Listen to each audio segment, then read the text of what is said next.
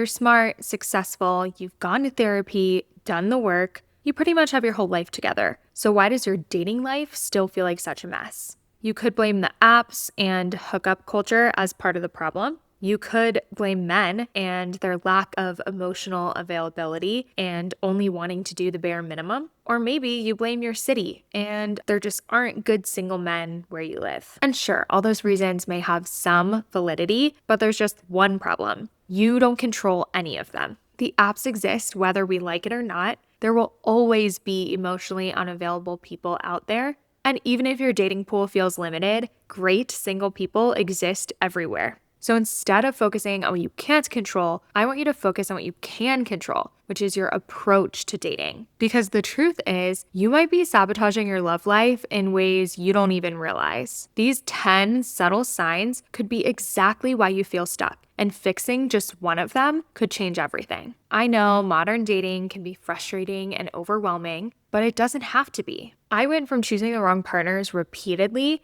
including 2 abusive relationships, to actually enjoying dating and finding my dream partner after only 10 days on the apps, using a clear, systematic approach that treats dating and finding a great partner like the strategic process it should be. You see, when you date with emotion first instead of logic, you're gonna get yourself into some sticky situations. But when you date with logic first and emotion second, that's how you build a healthy, long-term, sustainable partnership with the right person. And that's what I teach women how to do. Using the same systematic approach I use to find my dream partner, I help ambitious women stop wasting time on incompatible matches and start attracting quality partners who actually enhance their lives. Information on how to work with me is in the description below. Now let's get into the 10 subtle signs that could be secretly sabotaging your dating life. And the last 2 are super juicy, so make sure you stick around to the end. Number 1, you keep giving guys a chance instead of screening for compatibility first.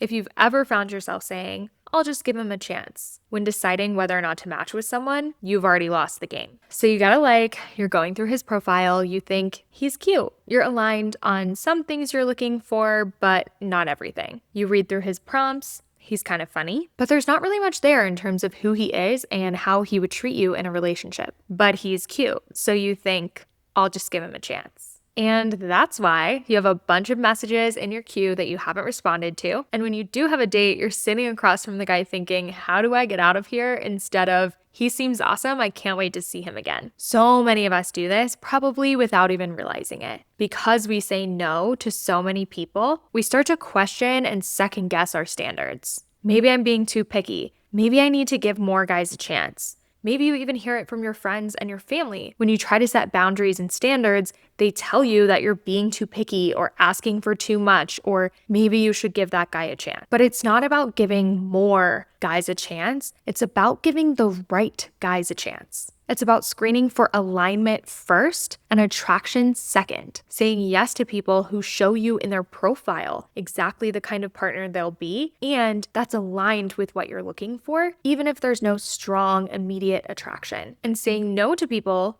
who can't communicate their values in their profile, even if they're gorgeous. Because when you get this screening process right, you'll never waste another evening wondering why you said yes to someone that your gut told you to say no to. Then once you start screening properly, the next problem is who you're attracting to begin with. Because number 2, you're focusing more on being chosen than doing the choosing. If you're worried that putting what you really want in your profile will scare people away, good. That's exactly the point. You're supposed to scare the wrong people away. When I unpaused my profile after my last relationship, I got over 70 likes overnight. It was overwhelming and it took hours to clear those out, and I only matched with 3 of them. I don't say this to brag. I say this to say that was a waste of my time, because when your profile isn't specific enough and you're appealing to everyone, you're going to attract anyone. But when you use your profile as a filter to attract the right kind of person, that's when you're going to attract your person. When I put exactly what I was looking for in my profile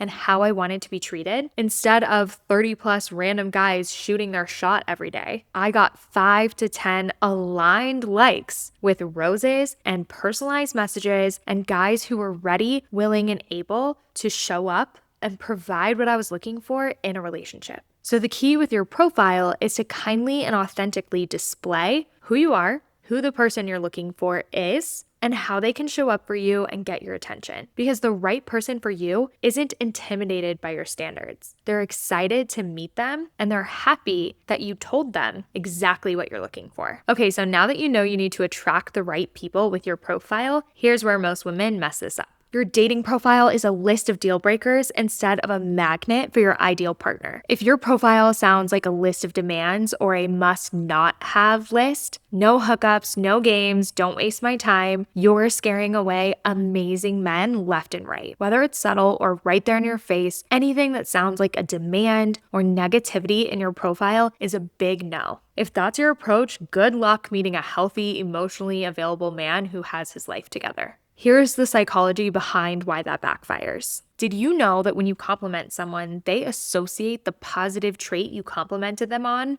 with you? That's similar to your profile. Anything positive you say about yourself, other people are going to associate those positive things with you. And anything negative or things you say you don't want in your profile, people are going to also associate those things with you. When you say no hookups, they assume you're hooking up. When you say no games, you're going to play games. When you say don't waste my time, you'll waste theirs. But when you share positive qualities you value, having friends, family-oriented, is kind and generous, they associate those traits with you.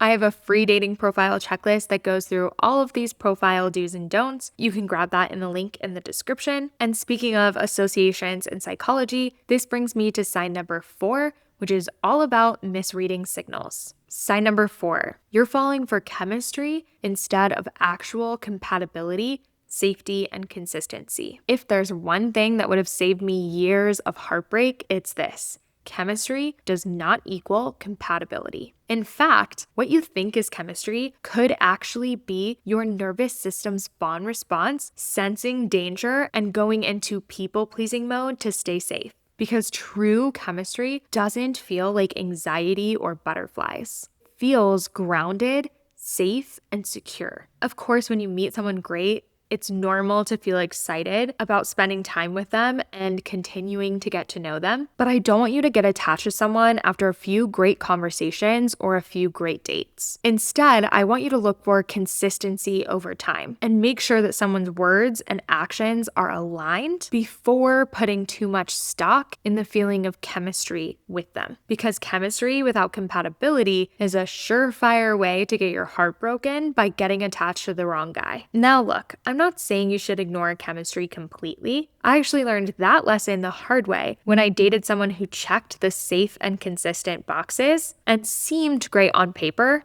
but we had zero chemistry, so I spent a year and a half in a loveless relationship. Which brings me to number 5. You convince yourself this could work because the thought of going back to square one terrifies you. The real reason you don't have the kind of relationship you want is because you stay with people who are fine or good enough, but you're not super into them. You give extra chances to someone who's consistently inconsistent because you've already gotten attached to them and you don't want to waste the time you've already invested. And you talk yourself into settling because they're not terrible and it could be worse. But here's what's really happening. You're choosing people who are good enough because you're afraid of the dating process and you're worried that there's not anyone better out there, not because the person is actually right for you. It's not obvious self-sabotage, but it's the quiet compromises that are keeping you stuck and holding you back from having the kind of relationship you want. I used to do this too. I'd stay in situations hoping they'd get better.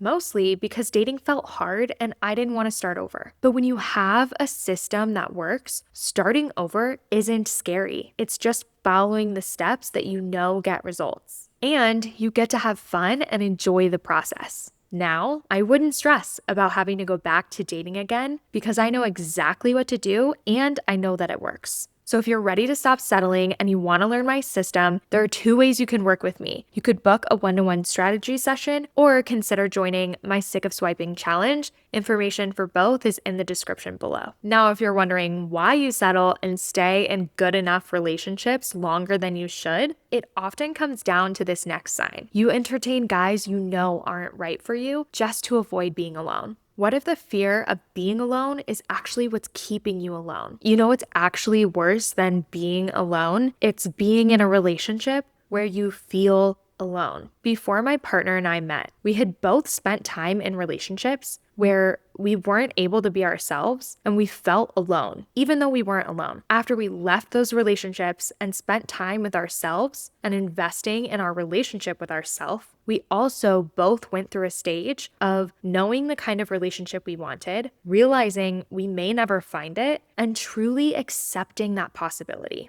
Because we both invested so heavily in getting to know ourselves and finding our own happiness without a partner, the idea that we may never find the partnership we wanted was an acceptable outcome. That didn't mean we didn't want it. It just meant that we knew we could live a happy and full life without it. And now that we've met, having each other in our lives is a bonus because we're both happy, full, and complete on our own. So the fear of being alone is actually a sign that you need to invest more time, energy, and effort into your relationship with yourself. Secret to not being lonely is having a great relationship with yourself. Knowing yourself and loving yourself the way that you want to be loved. Loving yourself is not narcissistic because when you deeply know, love, accept, and care for yourself, and you're truly happy and complete on your own, your standards become non-negotiable. But if you're still working on your self-love, you could be struggling with sign number 7. And before we move on, I'm curious if you're recognizing any of these signs in yourself. If you are, let us know in the comments and let's talk about it. None of us are alone in these experiences, and I want you to know that you are still worthy and deserving of love. Now, sign number 7. You ignore your standards when you're bored, lonely, or tired. We've all been there. It's 11 p.m. on a Tuesday. You don't have many plans for the week, so you open the apps looking for a quick date fix. But you're swiping left so much that you start second guessing yourself.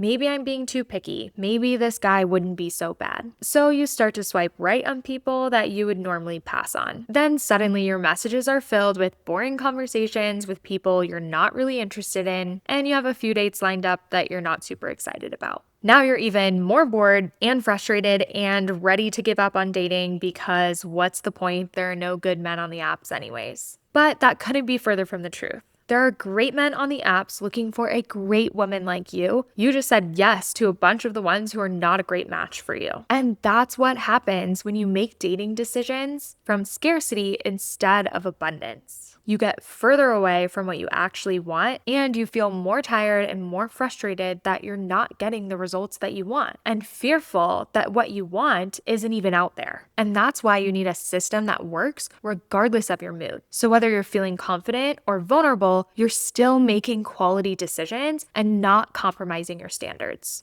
And you don't accidentally overwhelm yourself with a bunch of matches and dates that you aren't interested in. When it comes to dating, you, your work, your hobbies, your relationship with yourself, your friends, and your family should be the focus of your life and meet your needs. If that's not where you're at right now, you have some work to do. But dating should be a bonus and fit in between, because when your life is full and your needs are met, you're operating from that place of abundance. And you're dating as a bonus instead of to fulfill unmet needs. And that's how you can show up as your fun, authentic, playful self. That's exactly what my strategy is designed to help you do consistently. So if you want some help getting started, make sure you check out those resources in the description. Now, the next few signs are about to get juicy because here's where a lot of high achieving women get tripped up. You create a one-dimensional profile showing what you want to see instead of what would attract your ideal partner. I see both men and women make this mistake in their profiles. Instead of showing a balance of your professional life, your personality, your hobbies, interests, and values, you create the kind of profile that you would be attracted to based on the quality you think is most important or hardest to find.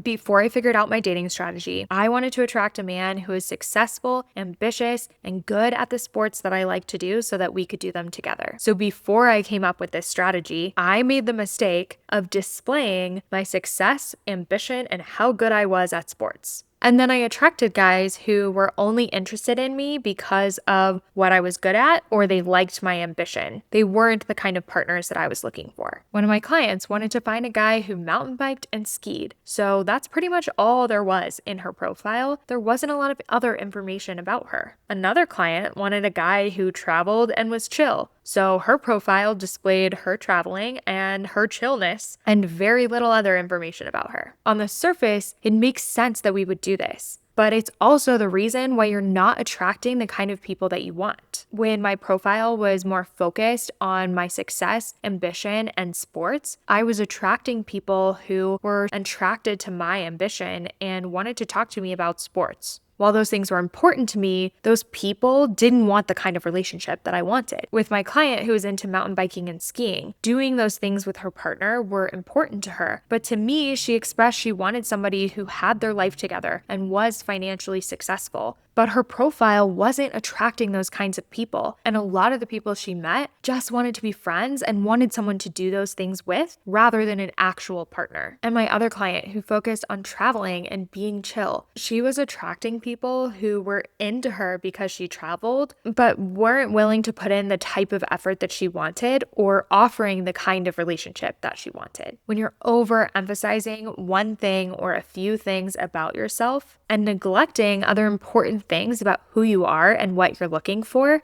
you're not going to attract people who are compatible with you. You're going to attract people who meet one aspect of what you're looking for, but are missing the mark everywhere else. At the same time, you're going to scare away well-rounded men who want more depth in their relationships. That's why I teach my clients how to add balance to their profiles. You should be displaying the complex, multifaceted person that you are, and that's who your ideal partner is going to be attracted to. So here's what happens when you've been attracting the wrong people for so long. You start to believe the problem is your standards. You assume no one will meet your actual standards, so you start compromising on the bare minimum you'll accept before you even meet someone. The other day I was on a call with a new client. She was feeling burnt out and frustrated with dating. And she started to say things to me like, I just want to find a guy who's emotionally available, can communicate, and has a decent job. Is that too much to ask? That made me pause because that wasn't the first time I've heard this. And I understood where she was coming from. Those are things she hasn't been getting from the men she's meeting. So it made sense that she was focusing on those things. And I asked her, if that guy showed up, you wouldn't care what he looks like, whether or not he has kids, what his hobbies and interests are, as long as he's emotionally available, can communicate, and has a decent job. To my surprise, she said, nope, I wouldn't care. But we both knew that wasn't actually true. Of course she would care about those other things. And the problem with compromising your standards like that before you even meet someone is you end up giving chances to guys who can communicate well but have zero ambition, who have a good job but completely different life goals, who show up consistently but they don't want kids and you do, or vice versa. Just because someone is emotionally available, can communicate, and has a decent job doesn't mean you're going to be compatible. You have to have higher standards than that. And compromising your standards is going to get you further away from what you want, not closer. Then there's the other side of this, because looking at my client's profile, it was clear to me that her bar was that low. And quality men don't feel special for meeting criteria that a lot of other people could meet. They want to know that they're being chosen for who they are, not just because they check some basic boxes. Because attraction, compatibility, and actually building a healthy long-term partnership require more than just basic relationship skills. If you want that healthy long-term commitment, you have to like someone for who they really are, not the boxes they check. And they have to like you for who you really are. Which brings me to the final sign. You're trying to be a version of yourself that you think you're supposed to be instead of the real you. I know you've been in situations where being yourself has backfired. You've opened up about how you felt and got rejected. You made a joke you thought was funny and didn't get a laugh. You shared something really personal, and instead of feeling understood and accepted, you are made to feel small and wrong. So you put up walls that are hard to break through, and you put on a mask. You're likable and agreeable. You follow the rules, so you're not too much and you can't get rejected. But those walls and that mask aren't helping you.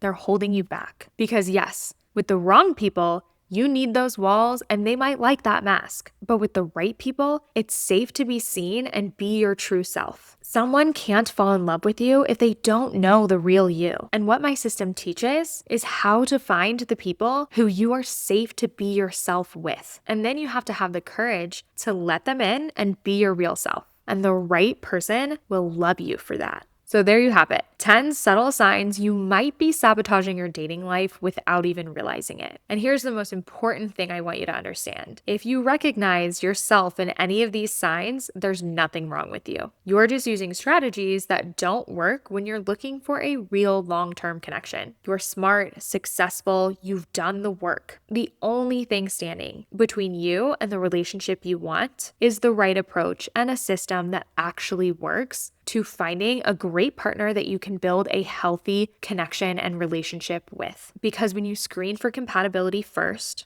you attract the right people, you maintain your standards, and you show up authentically, dating becomes fun instead of frustrating. If this video opened your eyes to patterns you didn't even realize you had, make sure to subscribe because I share dating strategies like this for ambitious women who are ready to find their person. And speaking of strategy, make sure you check out this video next where I share the exact strategy that you need to find your person without compromising. I'll see you there.